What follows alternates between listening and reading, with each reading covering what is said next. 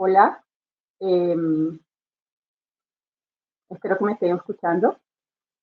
Bueno, hoy vamos a comenzar con un webinar muy interesante acerca de lo que es el uso del cigarrillo y lo que es las estrategias, cómo vamos a estar desde la consulta y cómo podemos ayudar a cada uno de nuestros pacientes.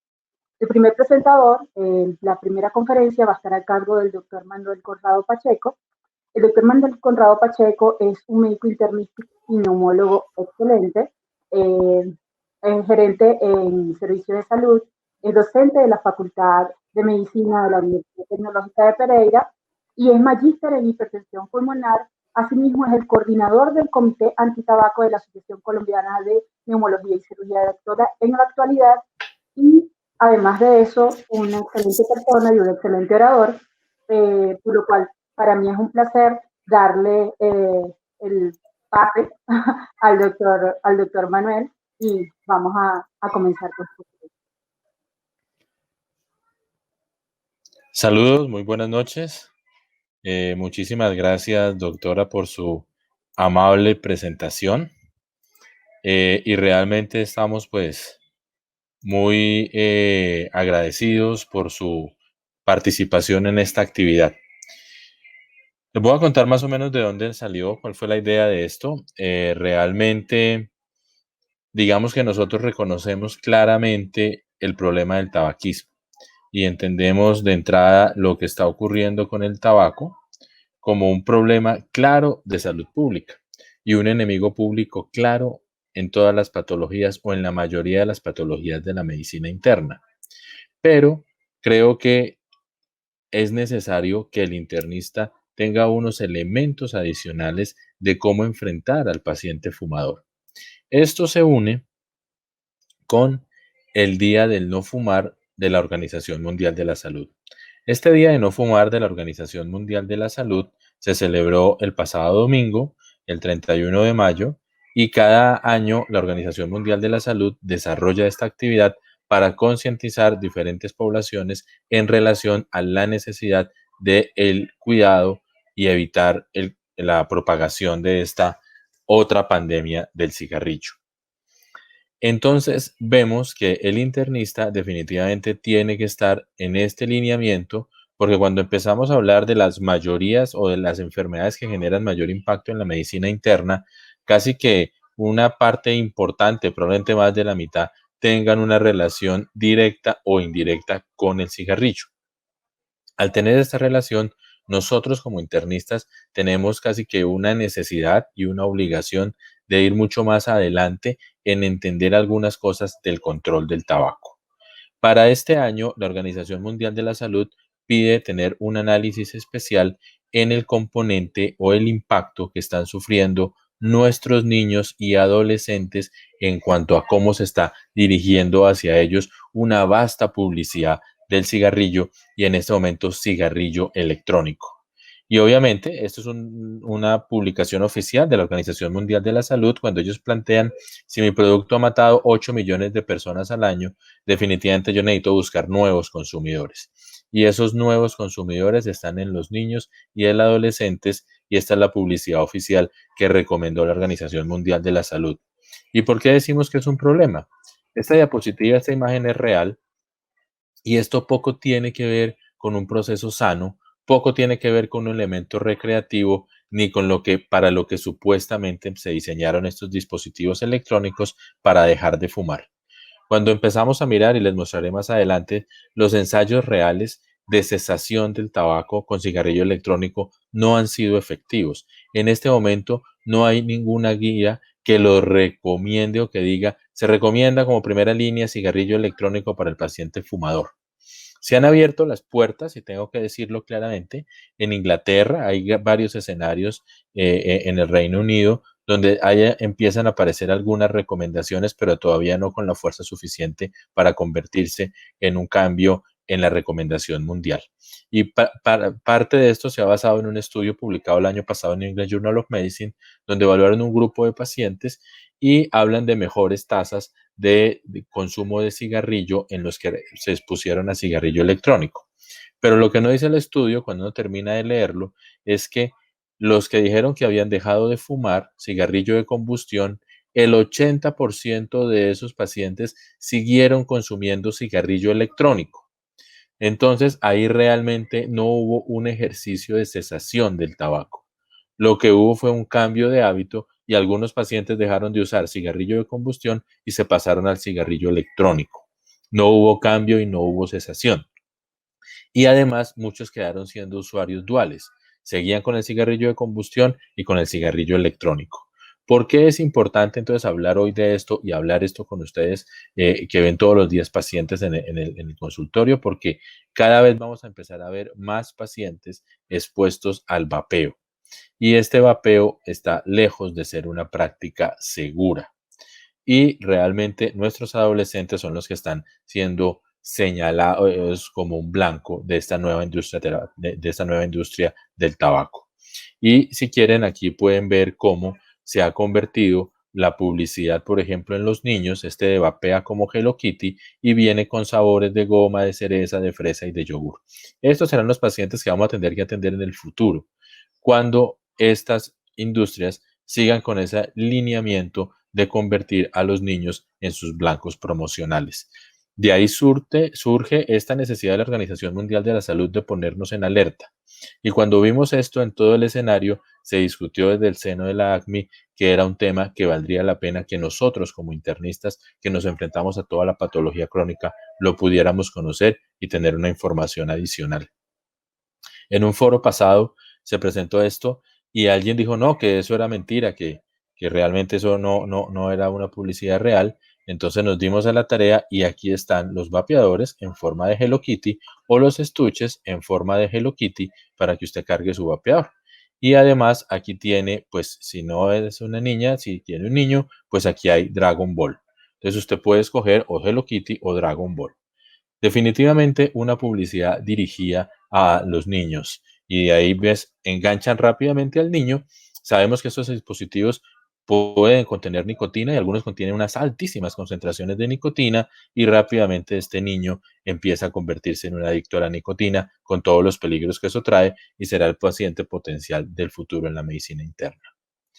¿Qué impactos tenemos? Pues 34.800 colombianos mueren anualmente por enfermedades relacionadas al tabaco en un trabajo bien interesante publicado a finales del año pasado en convenio OPS con la relación del convenio marco. Es un problema real y yo sé que ustedes lo viven en los hospitales. Obviamente nos ha cambiado un poco la mirada ahorita esta situación del COVID, pero cuando usted entraba a su hospital a hacer su ronda, con seguridad encontraba síndromes coronarios, enfermedad cerebrovascular, cáncer, neoplasia, todo asociado con un enemigo público común y claro que es el cigarrillo. Esto es lo que nosotros estamos esperando, son datos del Ministerio de Salud, todo el componente de los infartos e internaciones por enfermedad cardíaca, accidente cerebrovascular, neoplasia, cáncer, sin contar el componente de enfermedad respiratoria en relación a EPOC y enfermedades infecciosas. Entonces tenemos una carga de enfermedad muy clara y por supuesto que detrás de esto hay unos elementos para intervenir y probablemente el más importante o uno de los más importantes sea el cigarrillo. Sea el cigarrillo, entonces nosotros como internistas de alguna forma tenemos que empezar a manejar adicionalmente o fortalecer nuestro discurso de la cesación tabáquica. Porque a veces medidas como deje de fumar resultan ser ciertamente insuficientes. Tenemos que ir a un proceso más allá y es lo que vamos a tratar de mostrarles y que conozcan que existe un Plan Nacional de Cesación Tabáquica y un Programa Nacional de Cesación Tabáquica para empezar a implementar, similar de alguna forma a lo que nosotros conocemos como el programa de PIP. Debería existir un programa donde el internista pudiera ser el líder, el coordinador de ese proyecto y llevar la batuta del control del paciente fumador. Aquí están los impactos por costos financieros asumidos directamente por el impacto del cigarrillo. Y estos son los costos que tenemos en las diferentes enfermedades, más de millones de pesos en enfermedad cardíaca, en enfermedad pulmonar, y aquí hablamos de 4 billones de pesos. Entonces tenemos un impacto severamente fuerte en salud pública y en la economía de la salud cuando hablamos del impacto del cigarrillo. insistiré varias veces que este es un enemigo común que debiéramos tratar, y si nosotros impactamos en esto, en sedentarismo, en dieta saludable, el perfil definitivamente de la población en cuanto a impacto en enfermedades crónicas sería diferente. Hablando de las 5 grandes enfermedades respiratorias, cuando usted mira la presencia de POC, las infecciones del tracto respiratorio inferior, tuberculosis, cáncer de pulmón, todas estas tienen un vínculo directo a hipertensión pulmonar, perdón, a tabaco. Y si lo combinamos con coronavirus, pues también sabremos, y ahorita miraremos cómo se habla de mayor impacto del coronavirus en el fumador. Entonces, dése cuenta cómo desde el punto de vista cardiovascular o de salud respiratoria, el cigarrillo sigue siendo un problema de marca mayor. Las enfermedades respiratorias minoritarias o huérfanas también de alguna forma sufren un impacto adicional con la exposición al cigarrillo. Entonces, esto está generando un impacto en calidad de vida, y cuando se miden los impactos grandes del cigarrillo, no solamente es el fenómeno propio de la enfermedad, sino pobreza y el impacto en condiciones vulnerables. Cuando se empiezan a revisar en algunos países desarrollados, se ve que la tasa de fumar está más centrada, aunque repartida en toda la población, pero más centrada en las poblaciones pobres y vulnerables. Y hay varios ensayos de la OMS que liga el cigarrillo con tasas de pobreza. Entonces es necesario también en el desarrollo de los pueblos tratar de liberar a las comunidades de este flagelo del cigarrillo. Cuando hablamos de lo que les mencioné de tabaquismo y COVID, aquí hay varios estudios. Esto está publicado en la Asociación Colombiana de Neumología, con base al estudio de New England Journal, de uno de los estudios chinos, cuando se vio que el 12.4% de los fumadores actuales tuvieron más necesidad de ingreso a cuidados intensivos y muerte comparado con un grupo que no fumó. Estos datos han variado dependiendo de la carga de tabaquismo en cada región. Inclusive salió un documento que se llamó la hipótesis francesa en relación a la nicotina como un elemento protector contra la infección por coronavirus, pero cuando ya se miró el estudio, realmente no era un estudio clínico, era una hipótesis, retazos de varias otras hipótesis utilizadas en otros virus, y realmente no tenía ninguna evaluación clínica en los escenarios de COVID. Así que pues está en desarrollo, pero hasta ahora no se puede hablar que realmente la nicotina sea protectora. Y lo que sí tenemos claro son los grandes y devastadores efectos que produce en adicción y en favorecer el consumo de cigarrillo en todos los escenarios. Entonces no lo estamos recomendando. Y esto, como les he dicho, el impacto del cigarrillo en las principales enfermedades del día a día de la medicina interna: los eventos cerebrovasculares, la infección de vías respiratorias, EPOC, tuberculosis, cáncer, y sabemos que va mucho más allá del cáncer respiratorio, con asociaciones a mama, próstata, vejiga, etc. Insisto, un enemigo claro, un enemigo común. Las tasas más o menos actualizadas que tenemos de prevalencia por región en el 2018 hablan de una variabilidad entre el 8.7 al 12.5%. Pero nótese cómo en el centro del país, en Antioquia, pues son unas tasas de las más altas del país, y algunas regiones del sur, y definitivamente pues en el centro también estamos entre naranja y rojo. O sea, tenemos un problema aún de tabaco. Si bien ha habido unos descensos, porque nosotros en los 90 estábamos hablando de tasas probablemente alrededor del 30%, sí ha venido disminuyendo, pero esto sigue costando enfermedad. Esto pueden ser más de 3 millones de fumadores activos diariamente, que debemos tratar de ayudar a controlar. Y aquí voy a dar un mensaje de los varios que vamos a ir entregándoles en el día. Una de las cosas que debemos cambiar, sé que muchos ya lo saben, pero reforzarlo, es la mirada hacia el fumador. La mirada hacia el fumador debe cambiar. No podemos seguirlo mirando con una mirada de señalarlo, de castigarlo, con una mirada punitiva. Tenemos que darle una mirada de un componente, de un paciente con una patología crónica y una adicción. Esto sería uno de los consejos que quiero empezar a darles. Cambiémosle la mirada al fumador, una mirada de crimen y castigo. Démosle una mirada al fumador de oportunidad y esperanza, de que sí se puede dejar de fumar, y una parte que nosotros los internistas podemos ayudarle a dejar de fumar. Entonces, ser un mensaje claro que nos empodere en la ruta de cesación tabáquica de Colombia. Cuando hablamos de cigarrillo electrónico, definitivamente, digamos que realmente para dejar de fumar no sirve y no va a servir. Entonces empezaron con el otro discurso de la reducción de daño, hablando que traía menor concentraciones de sustancias tóxicas y resulta que menor es igual que menor riesgo. Y cuando analizamos esto, que en el texto se ve muy bonito, en la vida real es una mentira, una verdad a medias. Y esas verdades a medias terminan siendo grandes mentiras. Porque cuando empezamos a mirar que es cierto que trae menor concentración de sustancias tóxicas, sí, pero a pesar de que es menos, este menos que queda es suficiente para hacer daño. Y los estudios ya existen, les mostraré algunos y sé que ustedes los conocen.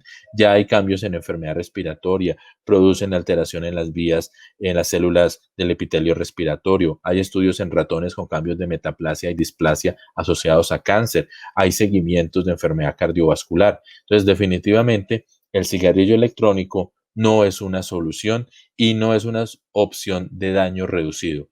Hay un documento que tiene más de 5 puntos de la Sociedad Europea de Medicina Respiratoria donde desglosan espacio por espacio y demuestran cómo no es una opción de daño reducido.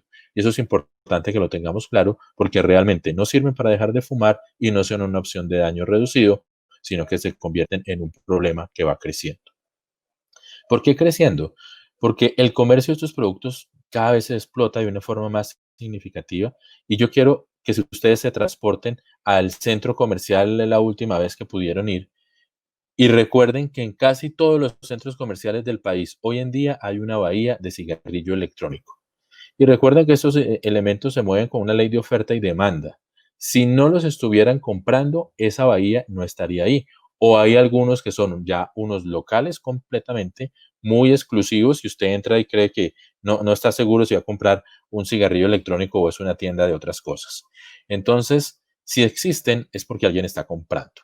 Y si los están comprando y el otro componente es la venta por internet, que se ha vuelto muy grande el negocio. Ya está promocionales o tutoriales de cómo comprar cigarrillos electrónicos por internet.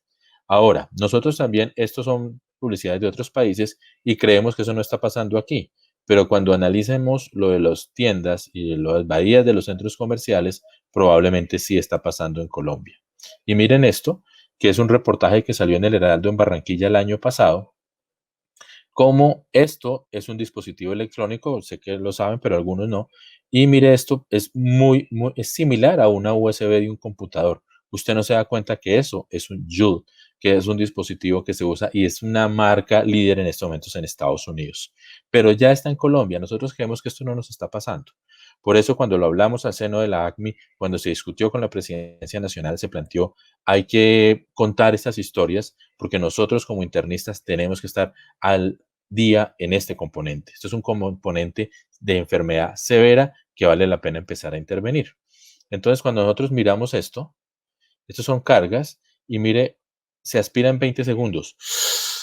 No produce humo y no produce el aroma desagradable que puede tener el cigarrillo para muchas personas, así que puede pasar inadvertido por profesores y por los padres, porque usted no sabe que eso es un cigarrillo electrónico. ¿Y dónde está? Esto es un reportaje de Barranquilla, pero sabemos que está pasando en Bogotá. Yo les estoy hablando desde Pereira, en el eje cafetero. Aquí estamos haciendo un estudio con la universidad y hemos encontrado usuarios de cigarrillo electrónico hasta en pequeños municipios, uno del norte del valle que es limítrofe a esta zona que se llama Argelia Valle. En todas las regiones estamos encontrando usuarios de dispositivos electrónicos. Eso fue lo que salió, Juliar, la nueva moda que tienen alerta a los colegios. Esto era en Barranquilla, pero está pasando en todas partes. Y mire que estos chicos pueden consumir 4 recargas en un fin de semana. Equivale a fumar 80 cigarrillos. Está pasando, esos serán nuestros nuevos pacientes que vamos a empezar a encontrar en los servicios de urgencias con enfermedades probablemente tempranamente, porque el adolescente cree que no pasó nada y mire que en cantidad son 80 cigarrillos. Calcúlele el índice paquete de años a esto y rápidamente vamos a tener explosión de enfermedad cardiovascular, neoplasia, EPOC, etc. Este es el famoso cigarrillo electrónico y toda la cantidad de elementos que puede convertirlo, porque ese es el otro problema. Vienen de todas formas como que usted se quiera imaginar y además vienen combinados con sabores. Entonces les decía, ¿está pasando en Colombia? Sí. Esta es la prevalencia entre adolescentes y mire cómo tenemos esta prevalencia de cigarrillos y cigarrillos electrónicos casi a la par en los que son consumidores actuales. Casi un 7 o un 8% son consumidores actuales, ya sea de cigarrillos electrónicos o de otras formas diferentes. Es un problema real, que está ocurriendo y que nosotros debemos tratar de impactar y de prepararnos para lo que viene a ocurrir. Un segundo elemento, hablamos el primero, la mirada al fumador, cambiarla. Segundo, entender que el ejemplo es importante. Entonces, si yo tengo un adulto o una persona que está fumando, hay que empezar a convencerla sobre el impacto que puede producir en adolescentes, en el núcleo familiar, en niños y, por supuesto, nosotros.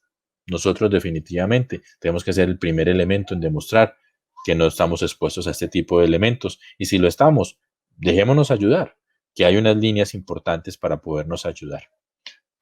Esto está sobre la eficacia, una publicación muy interesante en archivos de bronconeumología de la Sociedad Española, y aquí les encontramos que si bien son sustancias de menor cantidad, son suficientes como para producir daño y realmente sabemos que no es un elemento positivo para dejar de fumar. Aquí está lo que contiene todos los elementos, metales pesados, acroleína, níquel, cromo y plomo como elementos acompañantes de estos cigarrillos electrónicos, un peligro para la sociedad. Bien. Y el otro componente son la mezcla de las entradas líquidas. Estos dispositivos electrónicos, el contenedor tiene un líquido que hay algunos que viene cerrado y sellado y otros que es abierto. Cuando es abierto se puede mezclar con sustancias y ustedes habrán visto el año pasado en Estados Unidos principalmente la epidemia que hubo de pacientes con enfermedad intersticial pulmonar aguda asociada al vapeo. Y ocurrió porque muchos en Estados Unidos empezaron a mezclar el líquido del vapeo con tetrahidrocannabinol o sustancias de marihuana líquida u otro tipo de drogas tóxicas líquidas, drogas de farmacodependencia, y empezaron a tener unos grandes y enormes problemas que hubo hasta muertes asociadas a estas mezclas de cigarrillo electrónico con otras sustancias. Entonces es un panorama un poco complicado para nosotros como internistas estar preparados casi al nacimiento de una enfermedad nueva o una enfermedad por un agente causal nuevo. Tan peligroso el cigarrillo convencional como el cigarrillo electrónico y debemos trabajar y promover la ruta de cesación, entendiendo que el cigarrillo electrónico no es un camino, sino un problema adicional y esta mezcla de sabores y estas posibilidades son todo un arsenal para que los muchachos y los niños exploren, quedando expuestos a la adicción al tabaco y a sus enfermedades adicionales. Entonces, ¿qué puedo hacer yo en la consulta al identificar estos pacientes? Un dato importante que queríamos mencionarles y queremos recordarles que hay un programa nacional que promueve la cesación y el consumo del tabaco del ministerio y recordarles que la Asociación Colombiana de Medicina Interna ha participado activamente en varios de estos procesos, incluyendo en un trabajo revisando el impacto de los cigarrillos electrónicos que hizo merecedora a la Asociación Colombiana de Medicina Interna el año pasado de un premio de la Organización Mundial de la Salud. Entonces, sí se ha venido trabajando y existe este programa que vale la pena que nosotros como internistas sepamos que existe y podamos empezar a direccionar en nuestras instituciones el desarrollo de esto. Valdría la pena que tomáramos un papel protagónico en el liderazgo del control del tabaco en el país y en nuestros espacios. ¿De dónde viene ese documento? Ese documento viene de una ruta, un proceso fue extenso, parte del convenio marco, que es la regulación que la OMS elaboró como una respuesta al tabaquismo y una directriz para trabajar sobre eso, con unas iniciativas que incluye vigilar el consumo, que se llama Empower, proteger a las personas y ofrecer ayuda para el control del tabaco. Y de ahí se promulgó la Ley 1335 de 2009, que es la ley antitabaco de Colombia, que les cuento que ha sido calificada como, digamos, es una ley positiva para el país. Hay algunos países del mundo tratando de hacer algo parecido y no lo han logrado. Ustedes conocen el peso y el poder que tienen las tabacaleras para tratar de frenar este tipo de elementos de control. ¿Cómo se ve el control? Pues yo creo que ustedes recuerdan la publicidad del tabaco. Yo creo que ustedes recuerdan la Copa Mustang, promocionada por una marca de cigarrillos. Ya hoy en día todo eso cambió y obviamente el fumar en sitios públicos, los espacios libres de humo, definitivamente nacieron detrás de esto. Pero todo eso está en amenaza por el cigarrillo electrónico. He visto personas en cafeterías, bueno, hace unos meses cuando podíamos, en las cafeterías sacando un vapeador y pensando que como es vapeador no pasa nada. Estamos trabajando también en la necesidad de implementar esos espacios como no fumar, no vapear. Y les cuento que en este momento, con el apoyo de la presidencia de ACMI, estamos trabajando también en la actualización de la ley 1335, que es un proyecto que en este momento está en el Congreso de la República, está en un tercer debate en relación a incluir dentro del control y las medidas de regulación del cigarrillo convencional al cigarrillo electrónico. Creemos que es necesario que se fijen las mismas pautas, incluyendo el control de la publicidad, como lo mostramos al principio con la OMS y como lo pide hoy, control de la publicidad. Si usted va hoy en día a una fiesta electrónica, le aseguro que va a encontrar publicidad y muestras de cigarrillos electrónicos, lo cual no debiera estar pasando.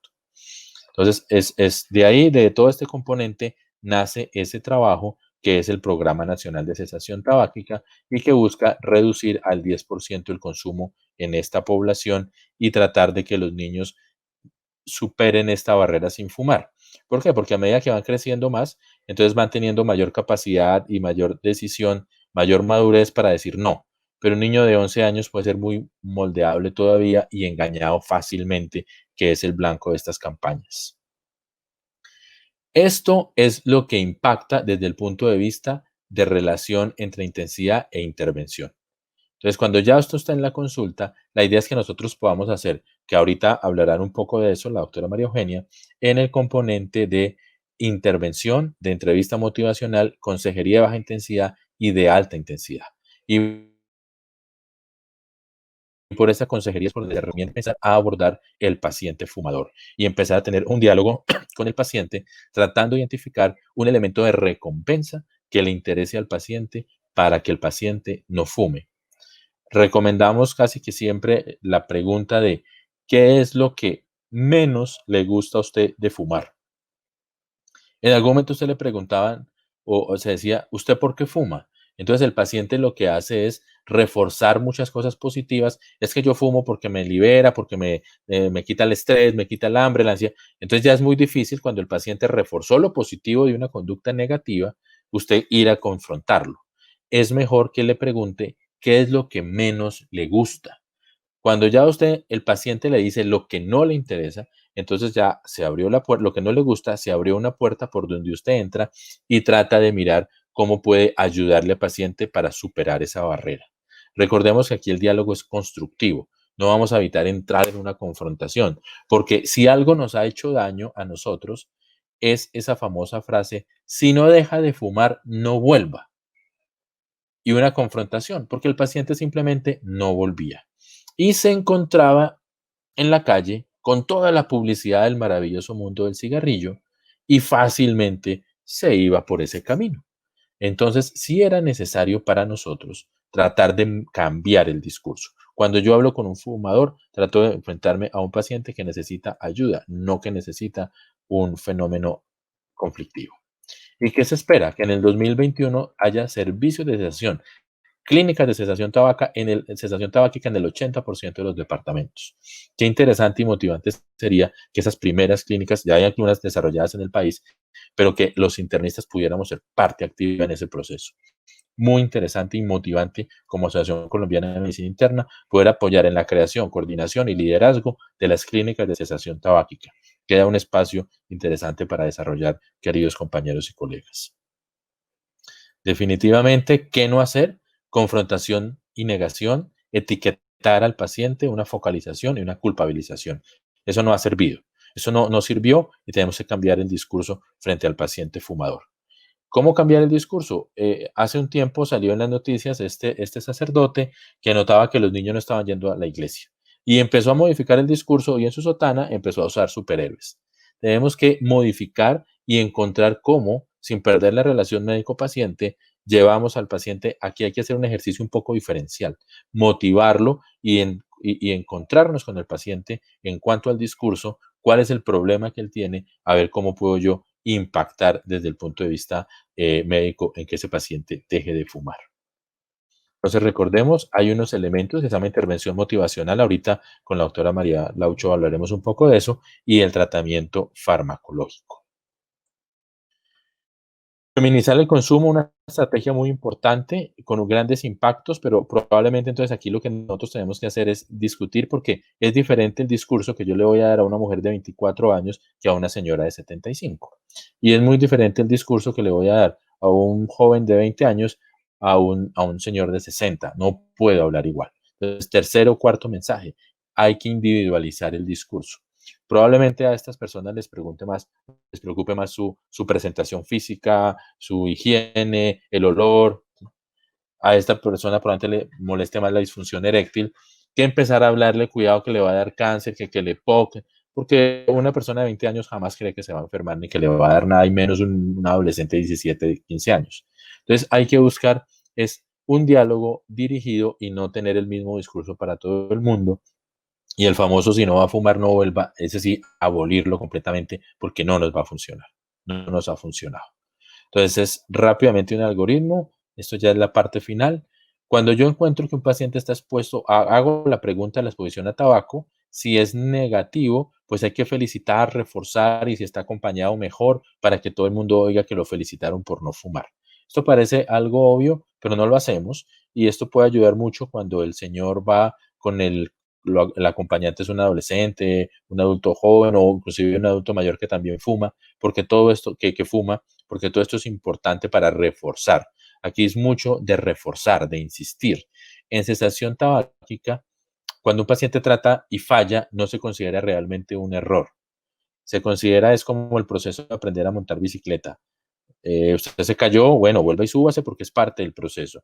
Entonces, lo mismo hacemos en cesación, que el paciente sienta que debe ser premiado y que si falla puede volver a insistir.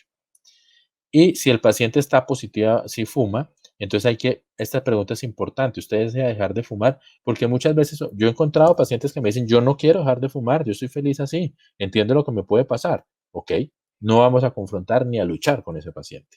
Hay dos rutas, entonces el que quiere dejar de fumar, hay un modelo de las 5A que ya lo vamos a ver, y hay un modelo para el que dice no, que se llama las 5 Rs, que también lo van a ver en un rato. Y estos son los modelos de cómo empezar a enfrentarnos con el paciente fumador. Canalicemos en el servicio de salud y qué interesante sería que yo pudiera decir en mi IPS, así como usted dice, bueno, debes pasar con el médico al programa de PIP de hipertensos, y lo veo en 3 meses. Qué interesante sería decir, bueno, necesito que pase al programa de tabaquismo y lo veo en 3 meses. O usted como internista coordinando el programa, dirigiendo las entradas de los pacientes a su clínica de cesación tabáquica. Eso sería algo bien interesante desde la Asociación Colombiana de Medicina Interna y poder tener esos pacientes en una ruta de manejo. ¿Qué parte del plan de cesación tabáquica del ministerio es lo que quiere que desarrollemos? Bien, existe la regulación. Nosotros estamos desarrollándola, pero hay algunos países que ya han avanzado, algunos países donde no ni siquiera es regulación, sino prohibición absoluta, y en otros entonces prohíben algunos elementos, otros no. Hay unas alertas sanitarias del INVIMA y del Instituto Nacional de Cancerología hablando de los peligros del cigarrillo electrónico. Y esto es lo que les dije, esto fue parte de la campaña No Fumar de 2018, en la cual ACMI participó y la recomendación que dijimos es no fumar, no vapear y en eso seguimos trabajando, en los dos escenarios. Y lo que pensamos hacer adelante, si se puede dejar de fumar, su internista lo puede ayudar. Esta declaración que se trabajó sobre los dispositivos, un trabajo muy interesante entre varias asociaciones médicas, fue la que se ganó el premio de la Organización Mundial de la Salud, en la cual la ACMI fue galardonada el año pasado. Y estas son las publicaciones internacionales sobre los peligros de los cigarrillos electrónicos. Queríamos que ustedes estuvieran al día de lo que está ocurriendo con el cigarrillo electrónico porque lo vemos como una potencial amenaza. Y como internistas debemos estar al pie del cañón, como se dice popularmente, en este tema e insisto en reconocer que hay un programa de cesación y que nosotros podemos desarrollarlo. Sabemos que fumar es una conducta socialmente aprendida, debemos trabajar para controlarla y a manera de conclusiones recordar que esto es una enfermedad. Inclusive tiene código, usted puede registrarlo como un código asociado a enfermedades asociadas al tabaco y existe en el CIE-10 para que los pacientes queden registrados también. Es un elemento importante de control. Crónica adictiva con muchas recaídas y se asocia pues a grandes enfermedades e impactos en la salud pública. La cesación tabáquica es un proceso de cambio y actitud, de acompañamiento sanitario. Y insisto, que quede el mensaje claro de que usted puede tener su paciente y su internista y usted puede decirle, aquí le podemos ayudar a dejar de fumar o dirigir el grupo. El cigarrillo electrónico sí genera daño y no es un de recomendación y evitar esa publicidad general de cigarrillo electrónico, porque estas tácticas de la industria del tabaco sobre los sabores adictivos deben ser prohibidas, sobre la promoción de productos de tabaco y las muestras gratis deben ser prohibidas y los anuncios, todo lo publicitario deben ser prohibidos. Eso es lo que quería traerles desde el punto de vista inicial. De verdad agradecerle a la Asociación Colombiana de Medicina Interna esta invitación tan importante. A ustedes como colegas, realmente muchas gracias por participar y por estar acompañándonos acá. Y les voy a dar el paso con la doctora María Eugenia. Es una persona muy, muy valiosa que ha aportado mucho aquí en su apoyo a la enfermedad en Colombia, la enfermedad respiratoria. Además tiene una formación impecable. Ella es internista y neumóloga de la Universidad Central de Venezuela, con estudios de postdoctorado en enfermedad pulmonar obstructiva de la Universidad de Harvard. Es investigadora con foco en EPOC, miembro de la Iniciativa Global para el Control del Tabaco. Es coordinadora del Departamento de Sanación Tabáquica del Hospital Universitario de Caracas. Ha tenido experiencia directa en estos escenarios. Actualmente es el gerente del Grupo Médico del Área Respiratoria de Colombia para GSK. Doctora María Eugenia, muchísimas gracias por acompañarnos y entonces le cedo la palabra. Muchísimas gracias. Dame un segundo que tuve un problemita técnico, pero ya lo solucioné. Ok, ¿cómo está? Bueno, muchísimas gracias por la presentación de Pacheco. De verdad siempre es un placer escucharlo y en este contexto, pues de verdad es un placer estar acá para hablar de este, que es un problema que muchas veces lo trasladamos al paciente y que no sabemos que viene con una estructura social y una estructura de engranaje de diferentes actores que ha hecho que la población se vea vulnerada y que no viene desde hace 30 años, 40 años, sino que tienes una industria que ya está rozando hasta los 200 años. Yo traté de hacer una presentación que fuera muy parecida hacia cómo yo me fui enamorando de la lucha antitabaco cuando era internista. Porque básicamente lo primero que nosotros tenemos es que abrir los ojos y empezar a ver qué es lo que está pasando y qué es lo que nosotros tenemos como problema y cosas que nosotros vemos normales, identificarlas como que no son normales y que nos están afectando desde el punto de vista de cada paciente y que está modificando el futuro de paciente a paciente, lo podemos hacer nosotros para bien y si lo dejamos sin hacer ninguna intervención, esto probablemente el desenlace no sea tan bueno. Los conflictos de interés, como le estaba diciendo el doctor, ya yo tengo, les hablaron de mi background académico, pero yo soy la gerente médico del grupo médico para GSK, una industria farmacéutica, pero esta presentación particularmente es mi posición personal y no fue hecha como representante de esta industria. Yo quiero empezar como cómo el tabaco se ha posicionado en la sociedad. El doctor Pacheco habló un poco acerca de eso, pero quiero también reforzarlo porque precisamente identificar lo que no es normal fue particularmente a mí lo que me hizo tomar la decisión de estar activa en esta lucha antitabaco. ¿Qué pasa con la cesación tabáquica en atención primaria? ¿Qué podemos hacer? Y unos mensajes para la casa. Vamos a comenzar con lo primero. Lo primero que yo quiero hablar es que esta industria ha tenido una gran estrategia de marketing desde 1870, cuando lo que fueron es identificar cuáles eran los grupos vulnerables y además cuáles eran los que eran susceptibles a tener un efecto positivo ante ciertas publicidades. La industria comenzó, por supuesto, primero con la parte ganadera, que porque se originó sobre todo las de gran escala en Estados Unidos, por la parte de Virginia y toda la parte del sur. Una de las grandes industrias que fueron las que propusieron o las que ayudaron a comenzar con el comercio de personas fue la industria tabacalera, con las tabacaleras en Virginia en 1650, y también empezaron a identificar que los más susceptibles eran aquellos que eran lo que llaman en Estados Unidos blue collar o obreros, los que eran leñadores, los que eran mineros, los que eran trabajadores de la industria manual. Pero cuando empezamos a ver hacia los mercados emergentes, los mercados emergentes lo llaman, que son los mercados principalmente de vías en desarrollo, empezaron a ver que allí, como lo mencionó el doctor Pacheco, también son muy susceptibles a, mientras menos educación, tienen más susceptibilidad o eres más propenso a ser fumador y a tener menos poder de decisión para decidir, valga la redundancia, dejar de fumar. Entonces empezaron a colocar grandes vallas, que yo no sé, ahorita por supuesto como está la prohibición no las hay, pero en Venezuela, de donde yo vengo, habían siempre grandes vallas de diferentes publicidades que además eran muy atractivas, como de repente el vaquero de Marlboro, que si ustedes lo recuerdan era un hombre muy varonil y que al final terminó siendo una gran bandera de la lucha antitabáquico porque él murió de cáncer.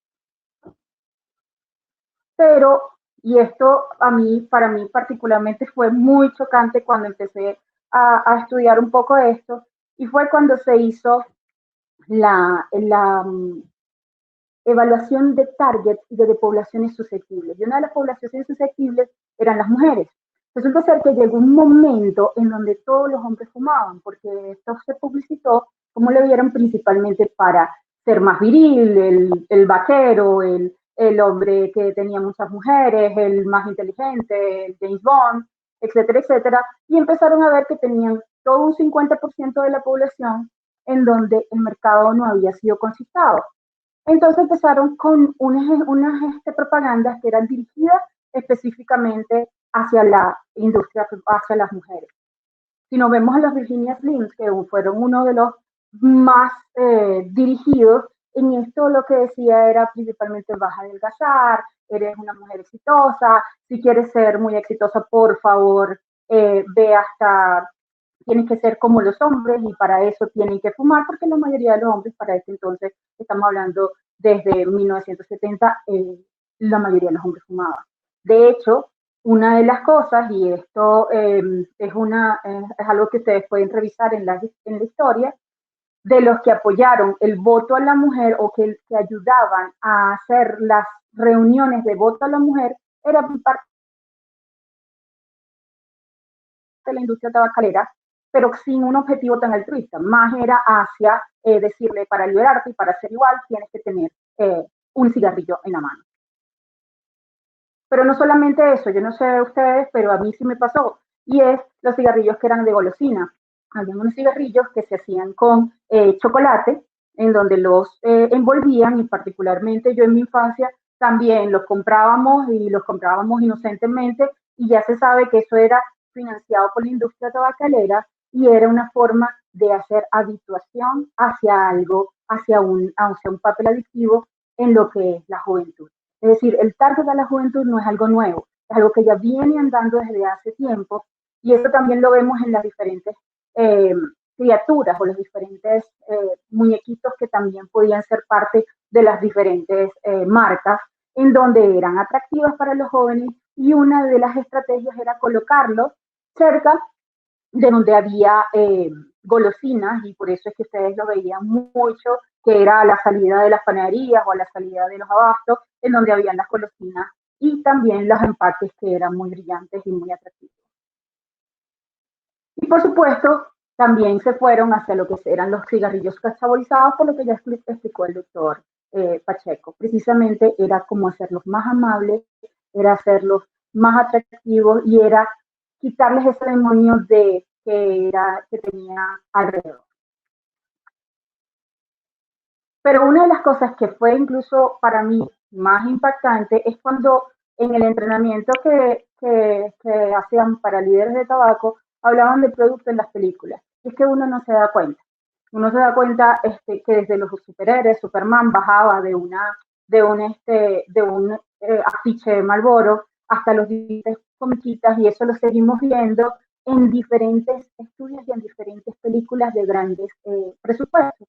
Mientras más atractiva sea o el protagonista o la protagonista y tenga un cigarrillo y tenga algo que le mantenga en la boca el humo, entonces, y esta es la héroe o el rebelde o el que usted quiere ser, básicamente eso fomenta ahora más al uso.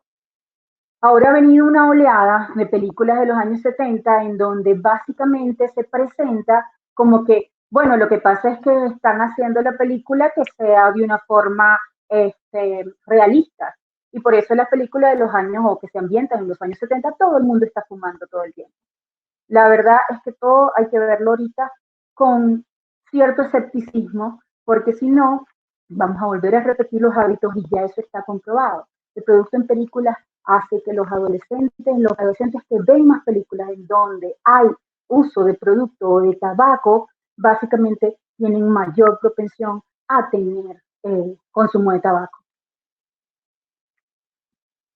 Pero la parte de propaganda, como también lo mencionó el doctor Pacheco, no está solamente ligado a la propaganda activa, sino a también hacer o cambiar lo que es la opinión pública. Y eso lo hacen a través de financiar lo que son deportes, artes y otros eventos. El doctor Pacheco, de hecho, mencionó un ejemplo que para mí es bastante valedero, porque precisamente esa Copa Mustang era financiada por una industria tabacalera y cuando empezaron a hacer la ley que se aprobó, la gente que estaba a cargo de la copa empezó a quejarse pensando, con un pensamiento bastante valedero, que iban a quitarle el financiamiento y que no se iba a poder haber, no iba a poder haber. Y eso básicamente se ha repetido en todos lados. Claro, si nosotros nos vamos y no cultivamos, resulta ser que entonces va a haber una caída en el negocio, va a haber una disminución de gasto, va a haber una recesión.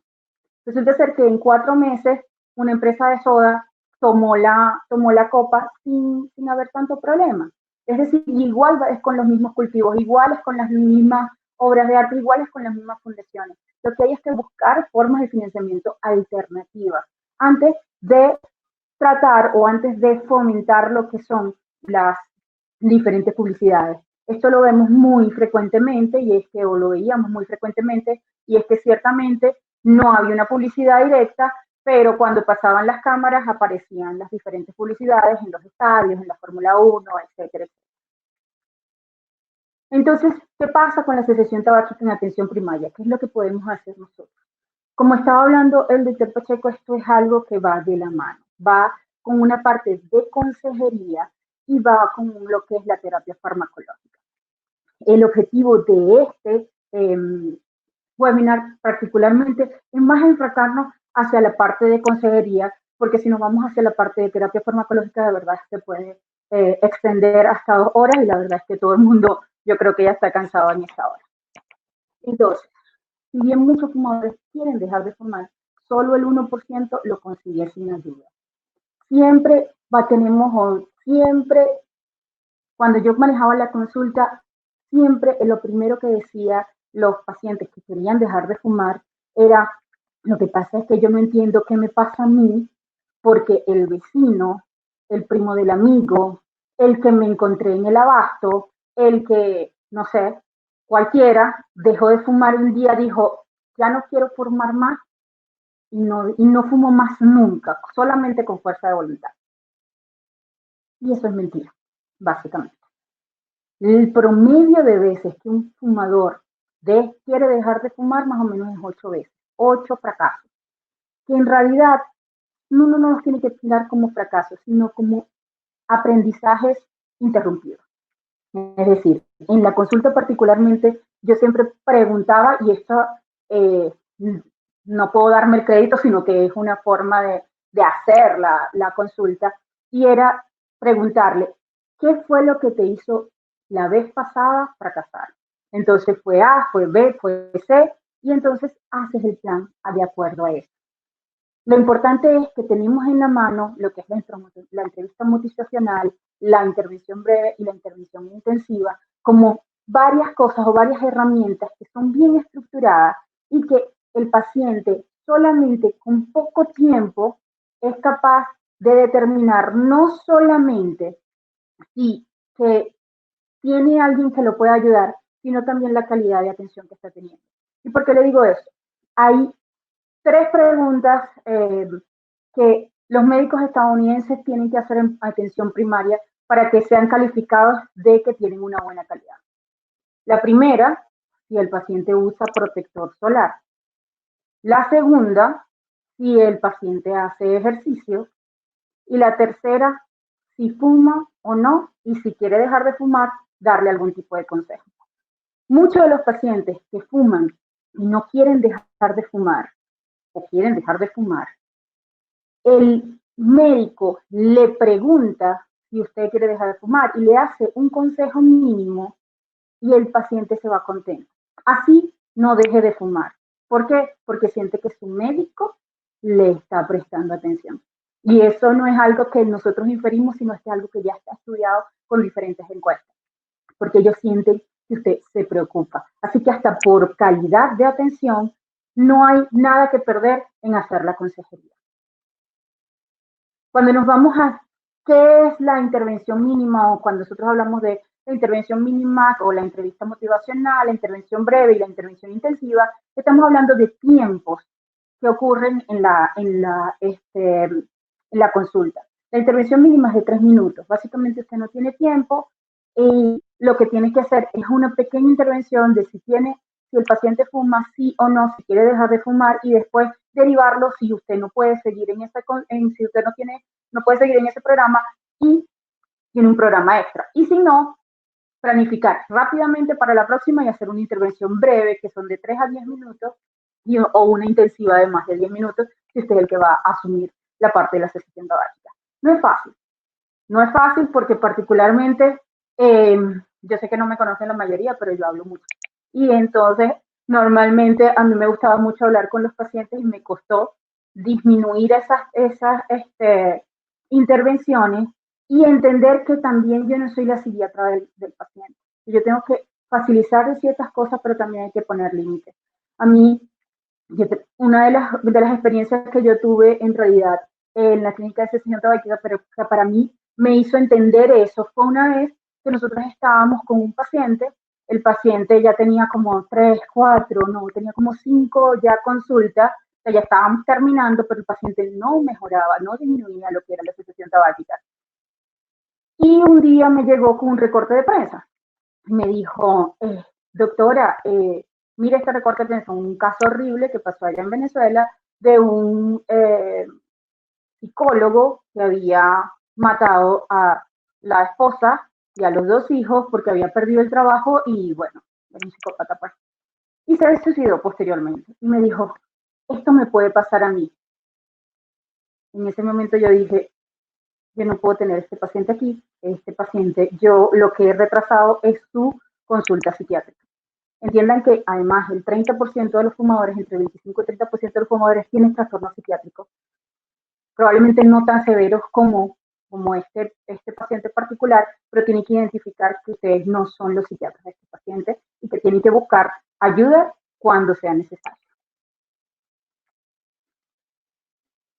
Entonces, en la consejería para dejar de fumar es lo que llaman lo de las 5A. Las 5A no son más que una estructura que ustedes ya al tener el programa lo van a hacer de una forma muy fluida, que es preguntarle acerca del uso de tabaco. Señor fulanito, ¿usted fuma? Sí, no. Si fuma, ¿usted quiere dejar de fumar? Entonces quiere dejar de fumar, entonces el paciente le va a decir sí o no.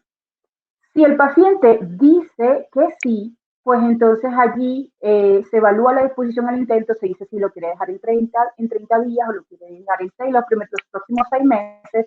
Y Si eso es así, después pasamos a las otras dos A, que son asistir en el intento de abandono y organizar el seguimiento. Si lo va a hacer telefónico, si lo va a hacer presencial, si lo va a hacer cada cuánto tiempo.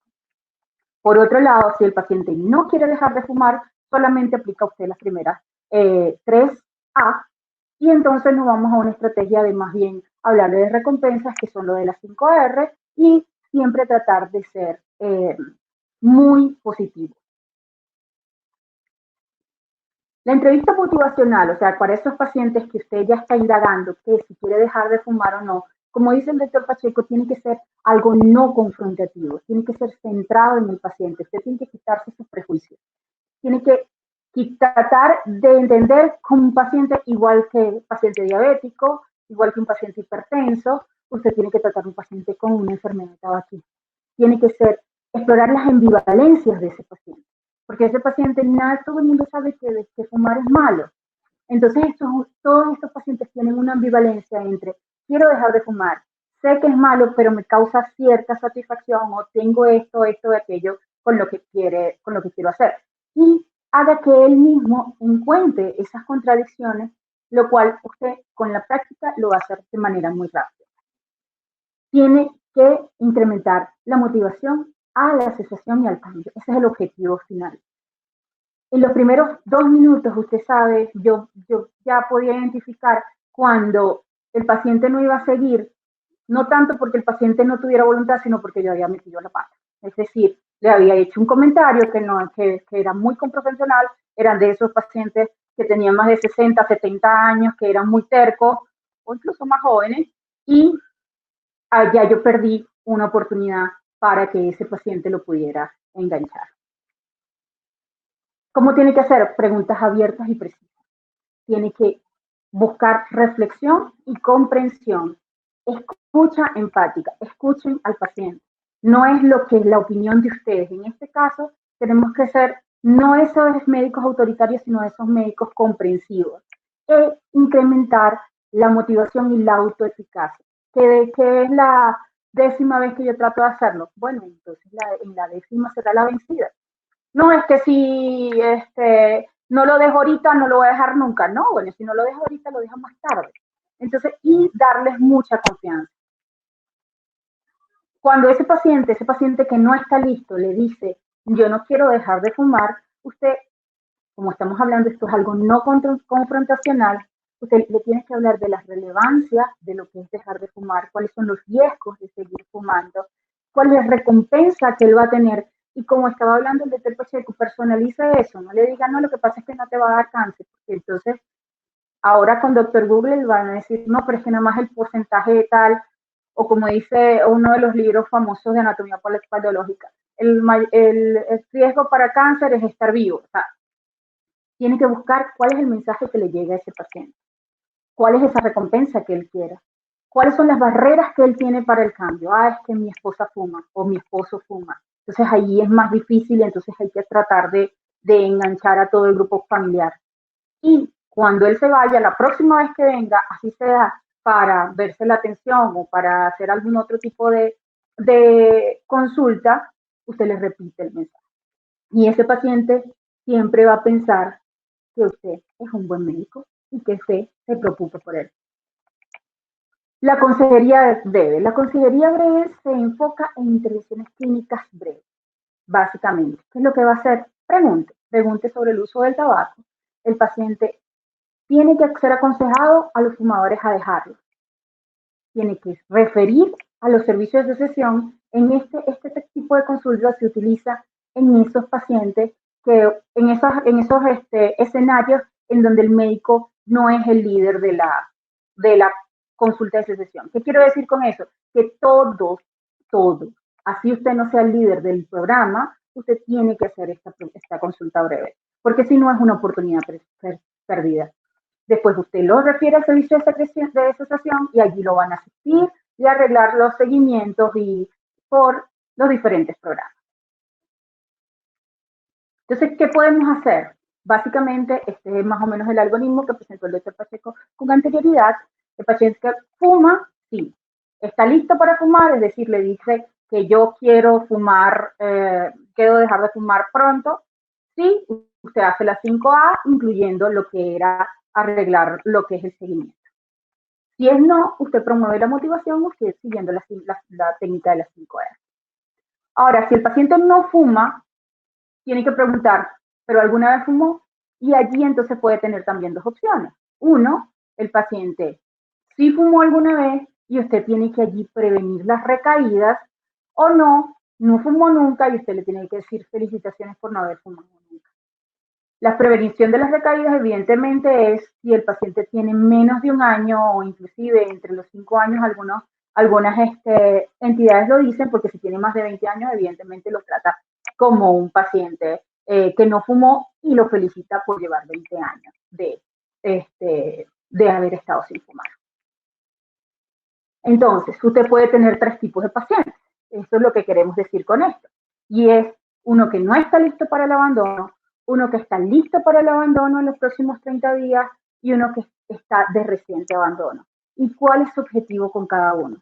El primero, lo que usted va a hacer es una intervención motivacional, es decir, si no quiere dejar de fumar, decirle cuáles son las ventajas y cuáles son sus barreras, hacer las 5R y la próxima vez que venga volverle a decir que usted está allí para él, para ayudarlo. Si el paciente está listo para el abandono, entonces lo que hay que hacer es la terapia conductual y también terapia farmacológica de ser necesaria. Y si el paciente dejó el abandono o ya abandonó la cigarrillos, usted tiene que ver si eso pasó en los últimos 6 meses. Si pasó en los últimos 6 meses, este paciente está en riesgo de recaída y hay que siempre dar mensajes positivos para que ese paciente no se caiga. Una de las cosas que yo siempre le decía a mis pacientes y me funcionaba era, recuerda que no hay mayor mentira que es que nada más me voy a fumar uno solo. Porque había muchos pacientes que recaían porque tenían mucho tiempo sin fumar, entonces decían, pero me voy a fumar uno solo para celebrar que tengo, sí, para celebrar que no he fumado, me voy a fumar uno de 5, habían pasado 5 días y ya ese paciente estaba con la misma carga tabáquica, con la misma intensidad que como había venido la primera consulta. Las intervenciones farmacológicas, como les digo, esta no es la intención de este seminario, pero sí lo que quiero llamarles la atención es que las intervenciones farmacológicas funcionan. ¿Cuáles son las principales? Las terapias de reemplazo de nicotina, lo que es el bupropión y la vareniclina. Ahora, frente a placebo, todas funcionan. Ahora, si usted le quita la consejería a las terapias de farmacológicas para cesación tabáquica, no funciona. Es decir, todos estos estudios son llevados de la mano con gente que está haciendo el mensaje positivo, que lo está siguiendo por teléfono, que lo está siguiendo presencial y que está haciendo asistencia a ese paciente. Si usted lo deja solamente con una pastilla mágica, con un parche mágico, ese paciente va a decir, yo nunca voy a dejar de fumar porque inclusive me dieron las pastillas o los medicamentos o los parches que eran para dejar de fumar y yo seguí en el mismo intensidad. Sí funcionan, pero más funciona usted. Más funciona usted como médico, más funciona usted como personal de salud. ¿Y qué mensaje le doy para la casa? Lo que habíamos quedado acá, en que básicamente todo el equipo de salud va para la intervención breve, la intervención intensiva sí es principalmente de expertos. Esto tiene que ir en áreas libres de humo, que nuestros entornos sean libres de humo, y todo esto va enmarcado en políticas, acciones de las ONG, los medios de comunicación tienen que estar involucrados y la sociedad en general. Y tiene que haber también una garantía de acceso a tratamientos y también líneas telefónicas de atención que también ayudan a que este mensaje sea difundido y a que las consultas incluso sean por esta vía. Por último, lo que les estaba diciendo, mostrándoles con esta bella fotografía, es que básicamente en Venezuela ahorita no se escuchan muchas cosas chéveres, muchas cosas bonitas, pero en Venezuela hubo hace muchos años unos militares que trajeron unas guacamayas azules para criarlas porque les parecían muy bonitas, pero después las dejaron salvajes. Y eso fue en Caracas. Y básicamente ellas se fueron reproduciendo de tal manera que son casi parte del paisaje. Y una de las cosas que yo más extraño, sí, sabiendo que además aquí me ha ido muy bien, que me han acogido con gran amor, es ver esas guacamayas azules volando a través del cielo de Caracas y posándose en la ventana para darle de comer. Muchísimas gracias, espero que no los haya aburrido mucho. Doctora, muchísimas gracias con esa exposición tan completa que nos deja ya un panorama claro. Vemos cómo esta publicidad nos ha ido atrapando y no nos dimos cuenta. Por eso es la preocupación tan grande del cigarrillo electrónico que está pasando al frente de nosotros y no nos estamos dando cuenta. Y con seguridad que pronto podremos disfrutar de esas guacamayas y podremos ir a disfrutar allá de las bellas partes de Venezuela. Bueno, estamos pues abiertos a algunas preguntas del público que de pronto quieran tener interacción con alguno de nosotros. Yo quisiera preguntarle, doctora María Eugenia, como para empezar, usted sabe que siempre va a encontrar ese paciente que le va a decir, yo ya llevo 30 años fumando, ¿yo para qué dejo de fumar?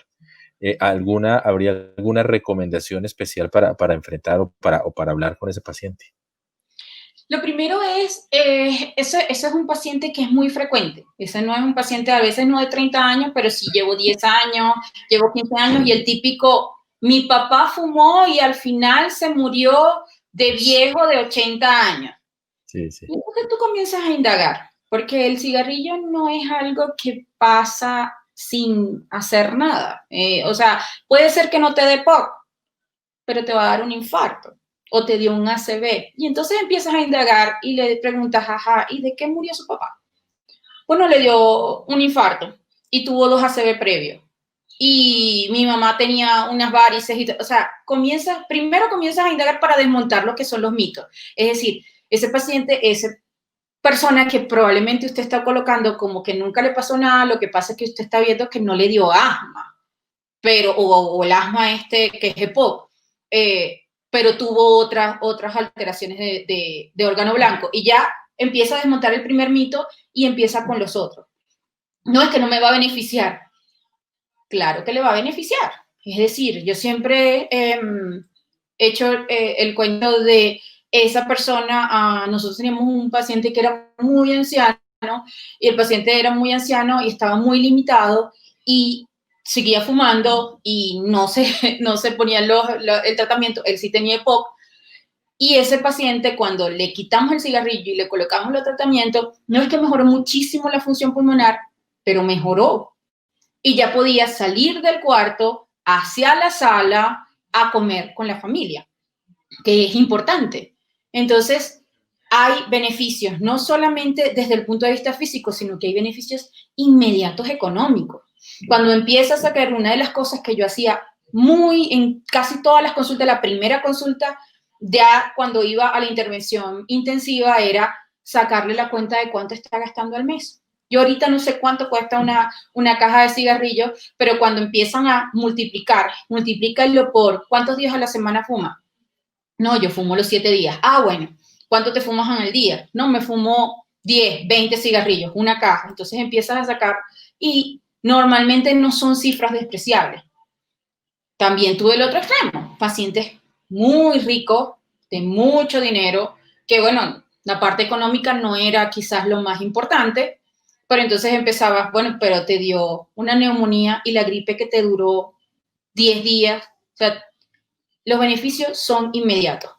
También lo de cáncer, también lo de pruebas cardiovasculares, también lo de verlo a largo plazo, pero la inmediatez es algo que también se ve con la cesación tabáquica. Entonces, eso también tenemos que quitarlo, como usted dice, tenemos que quitar ese mito de la cabeza de que esto es algo para largo plazo, para el long run, sino que esto también es para el corto plazo y que con eso puedes, inclusive una de las cosas que también hacía era, ¿qué te quieres comprar? ¿Qué te quieres comprar? Que por supuesto una casa no, pero ¿qué te quieres comprar inmediatamente? Me quiero comprar una falda, me quiero comprar una camisa. Ah, bueno, con la plata de él, cómprate una camisa. Y esas son estrategias que cada uno va afinando a medida que van dando con la consulta. Muy No bien. sé si tiene alguna otra experiencia o qué ha pasado con sus pacientes. Básicamente sí, no es lo mismo, la verdad es muy similar y estos casos son similares. Yo creo que insistir siempre en explorar cuál es la necesidad del paciente, por dónde debo indagar, al de 80, al de 60, al de 30, con o poco dinero, por dónde puedo yo empezar a explorar y a penetrar. Aquí nos hacen una pregunta los compañeros, el doctor Díaz nos pregunta, ¿qué pasa de los dispositivos electrónicos sin nicotina? Sabemos en el mercado hay con y sin nicotina. Realmente hablando de los de sin nicotina, básicamente dos elementos. Primero, cuando algunos de estos han sometido a estudios y han revisado el líquido y se ha encontrado que dice sin nicotina, pero sí tiene trazos de nicotina y algunos concentraciones, digamos, ya llamativas de nicotina. Entonces es muy difícil porque a veces se puede filtrar nicotina dentro de esos dispositivos. Entonces no estamos completamente seguros de que sean sin nicotina algunos. Pero suponiendo de que sí sean sin nicotina, queda el resto de componente. Los metales pesados, el cromo, el cadmio, el níquel, todos estos elementos que también son dañinos. Entonces, a pesar de que está vapeando sin nicotina, en teoría no va a generar tanta adicción, por lo menos sí se está exponiendo al vapor y va a quedar esos componentes afectando su anatomía. De suerte que no recomendamos ni con nicotina ni sin nicotina por el riesgo de todas formas remanente de los materiales y los elementos que vienen en ese vapor. Y Eh, hay otra, sí, en sigamos. Venezuela, disculpe que lo interrumpa, en Venezuela hubo un tema con los cigarrillos electrónicos, allá nunca fueron aprobados. Y el tema era, los que venían con nicotina eran dispensadores de nicotina. Y al ser dispensadores de nicotina, nosotros nunca entraron a la regulación porque, bueno, esa era una de las coaliciones que teníamos con el convenio marco y con todo esto, era muy activa, no entraban. Pero entonces los de sin nicotina, la justificación que se dio para no dejarlos entrar era que básicamente entonces eso es un juguete, porque si es sin nicotina, no lo está utilizando ni para secesión ni lo está utilizando para nada, sino como un juguete. Entonces, entendiendo eso, que los juguetes que induzcan además a hacer comportamientos que sean adictivos tienen que ser también regulados por otro tipo de agencia, pero que no deben entrar, entonces por esos dos lados se prohibieron los dos.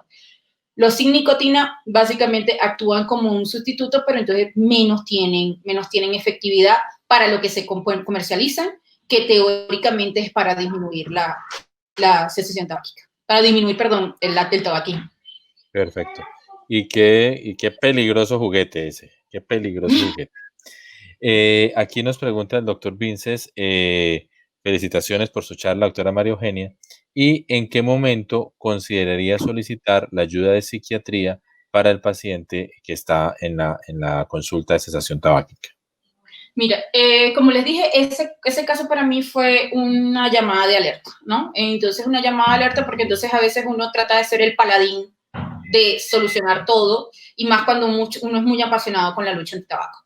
Entonces, lo primero es, si usted detecta que el paciente tiene depresión que necesite tener clínicamente relevante, si usted detecta que después de 3 o 4 consultas, el paciente sigue siendo un fumador pesado, si usted detecta ataques de ansiedad o el paciente le manifiesta algún evento o alguna hilación psicótica, tiene que inmediatamente referirlo a psiquiatría. Algunos programas trabajan con un psiquiatra de la mano, lo cual es mucho más fácil. En mi caso, yo nada más derivaba a psiquiatría cuando eran ese tipo de casos, entendiendo que, como les dije, el 30% de estos pacientes muy probablemente tienen trastornos psiquiátricos, de hecho, eso está más que estudiado.